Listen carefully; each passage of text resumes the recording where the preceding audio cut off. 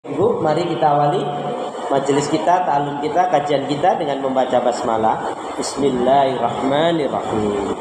Assalamualaikum warahmatullahi wabarakatuh. Innal hamdalillah nahmaduhu wa nasta'inuhu wa nastaghfiruh wa na'udzu billahi min shururi anfusina min sayyiati a'malina. May yahdihillahu fala mudilla lahu wa may yudlil fala hadiya lahu. Alhamdulillahilladzi khalaqal mauta wal hayata liyabluwakum ayyukum ahsanu amala. Yaqulullahu tabaraka wa ta'ala fil Qur'anil Karim, a'udzu billahi minasyaitonir rajim. Ya ayyuhalladzina amanu taqullaha haqqa tuqatih wa la tamutunna illa wa antum muslimun.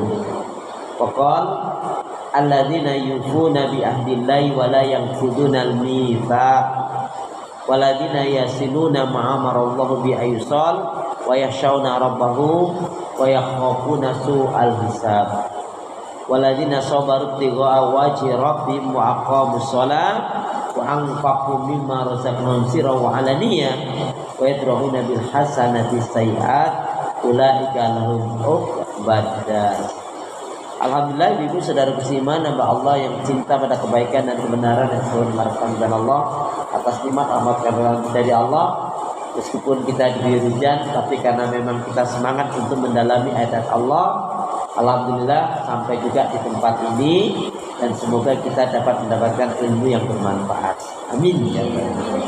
Seperti doa Rasulullah, Allahumma inni as'aluka ilman nafi'an wa rizqan thayyiban wa amalan mutaqabbalan.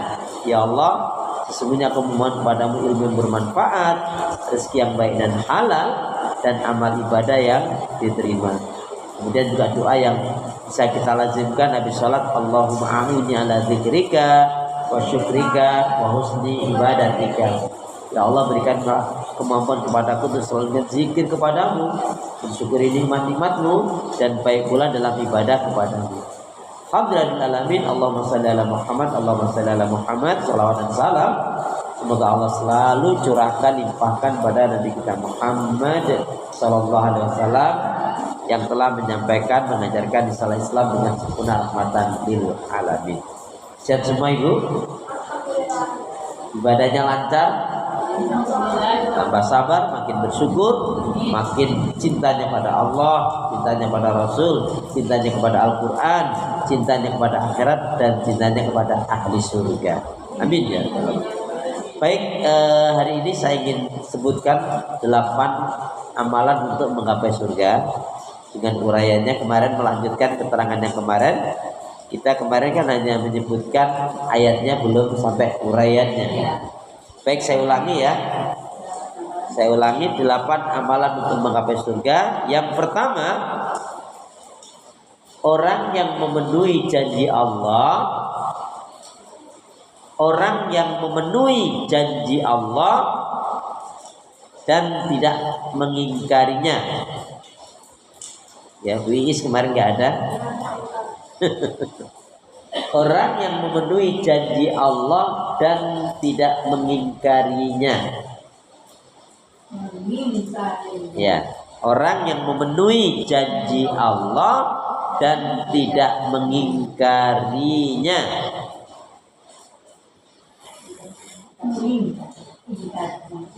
Tidak mengingkarinya atau tidak menyelisihinya juga boleh. Ini yang pertama. Nanti uraiannya singkatnya sebenarnya Bu, singkatnya nanti kita akan uraikan lebih. Singkatnya sebenarnya ayat yang pertama ini menyadarkan kepada kita akan ikrar kita dalam sholat. Kita dalam sholat kan menyatakan kul inna sholati wa nusuki wa mahyaya wa mamati lillahi rabbil alamin. Katakanlah sesungguhnya sholatku, ibadahku, hidup dan matiku hanya kuperuntukkan pada Allah Rabb subhanahu wa ta'ala. Itu ikrar kita, janji kita. Nah, orang yang akan menjadi penghuni surga itu amalannya apa tadi? Dia penuh ini. Ya, orang yang memenuhi janji Allah, ya, dan dia tidak mau mengingkarinya. Artinya unsurnya sengaja. Dia akan berusaha jujur, dia akan berusaha taat. Andaikan dia tergelincir oleh godaan setan, dia cepat kembali. Ya, karena kita kan tidak ada yang maksum ya. Bisa jadi hari ini tiba-tiba kita kepleset, tapi nggak apa-apa, asalkan kita terus kembali taubatan nasuhan. Allah juga cinta, yang dicintai oleh Allah tuh Bukan orang yang taat saja, orang yang ahli maksiat sekalipun dicintai oleh Allah, asalkan mau taubatan nasuha, mau hijrah sebenar-benarnya hijrah, mau ibadah sebenar-benarnya ibadah. Baik, yang kedua, amalan untuk menggapai surga yang kedua adalah orang yang gemar bersilaturahim. Gemar bersilaturahim. Gemar bersilaturahim.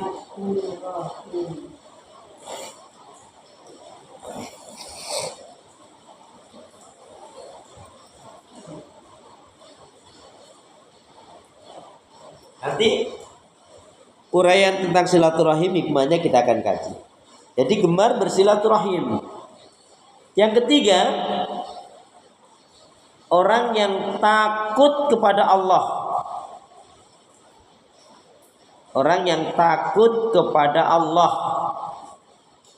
Hari ini sudah banyak orang yang nggak takut kepada Allah, terjang aja, nggak peduli halal haram, pokoknya naudzubillah dzalik. Lupa kalau dirinya akan mati. Kalau orang punya takut kepada Allah itu ngeri, Bu. Nanti tapi ada uraiannya. Yang ketiga, itu tadi yang ketiga maksudnya. Ya. Sekarang baru yang keempat. Masya Allah. 3 tadi. Ya. Yang tadi. Iya. Yang keempat, orang yang takut dengan perhitungan yang buruk. Takut dengan perhitungan yang buruk. Yang buruk. Ya, nanti kita akan jelaskan. Perhitungan, takut dengan perhitungan yang buruk.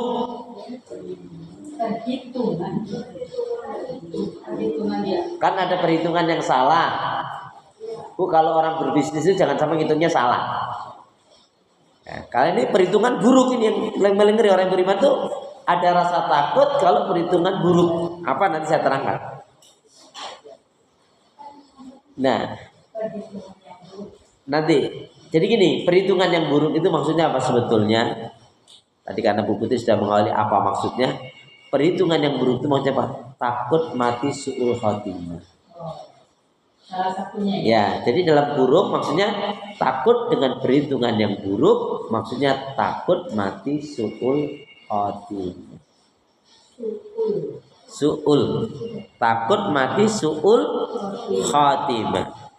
Bu, orang kalau sudah su'ul khotimah kan sudah berat. Ya. Dan kita tuh hanya ada 2 pilihan kan, husnul khotimah dengan su'ul khotimah. Yang keenam 5, Masya Allah. Ya. Yang kelima, orang yang sabar. Orang yang sabar di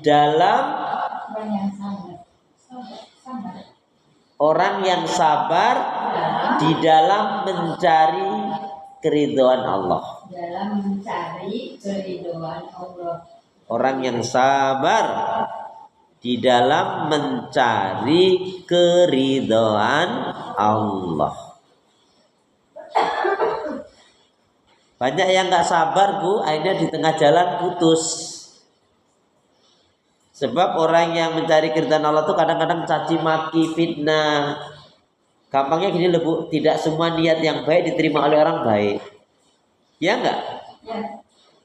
Kita maunya baik, padahal ada istilah kita nulung malah dipentung. Ada juga gitu kan? Astagfirullahaladzim. Itu kalau nggak punya kesabaran melimpang juga. Ibunda Asia itu kalau nggak sabar, aduh ngadepin Fir'aun. Ya. Tapi kan sabar ada urainya nanti. Yang keenam, orang yang mendirikan sholat. Bukan ngerjain sholat loh. Mendirikan sholat. Waalaikumsalam warahmatullahi. Ya, akhirnya datang juga.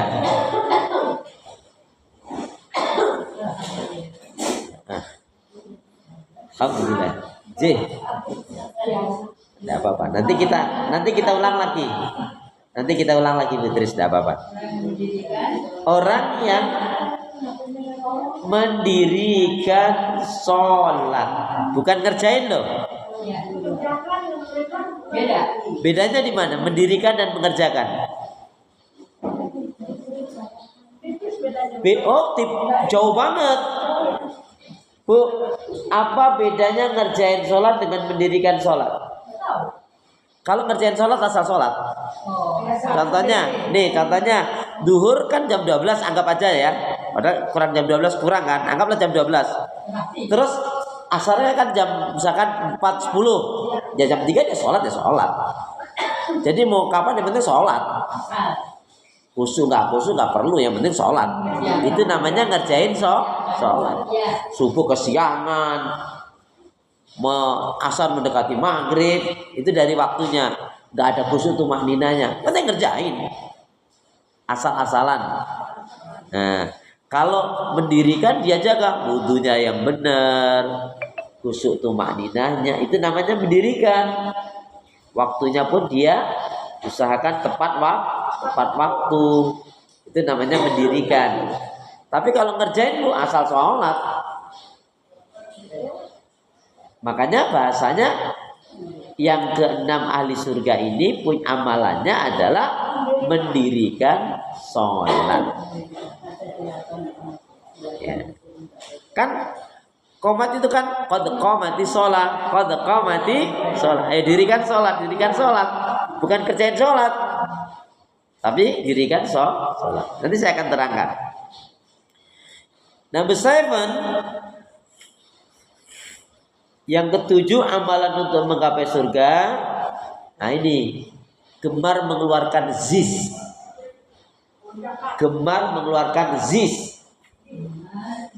Zis itu zakat, infak, sedekah. Gemar mengeluarkan zis, zakat, infak, dan sedekah. Makanya bisa dipastikan bu, orang yang akan menjadi penghuni surga orangnya dermawan. Kalau orangnya kikir, bahil, pelit, medit, korat, kedegut, sampili karyam ya wele-wele.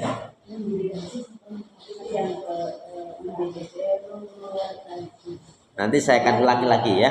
Jadi yang ketujuh, orang yang apa?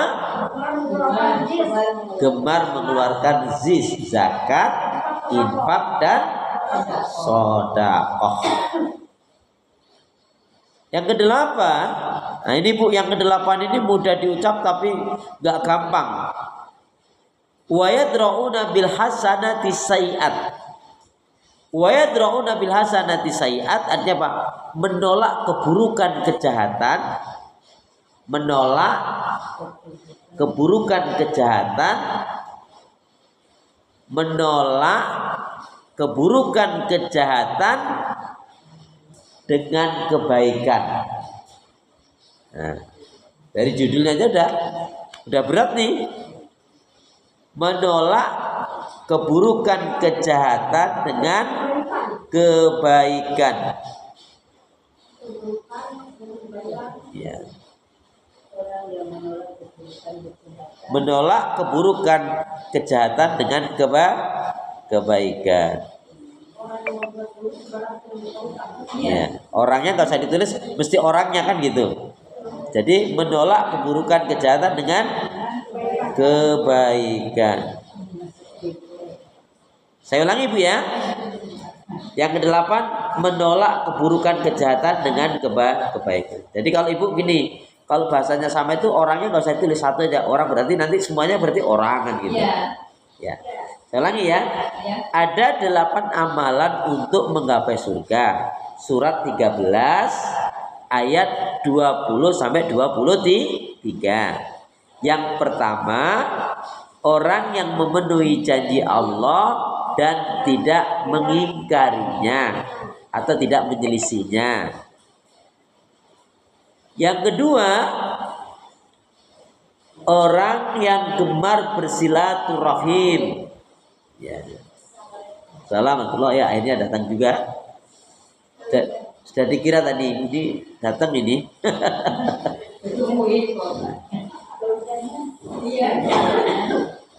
Delapan amalan untuk menggapai surga.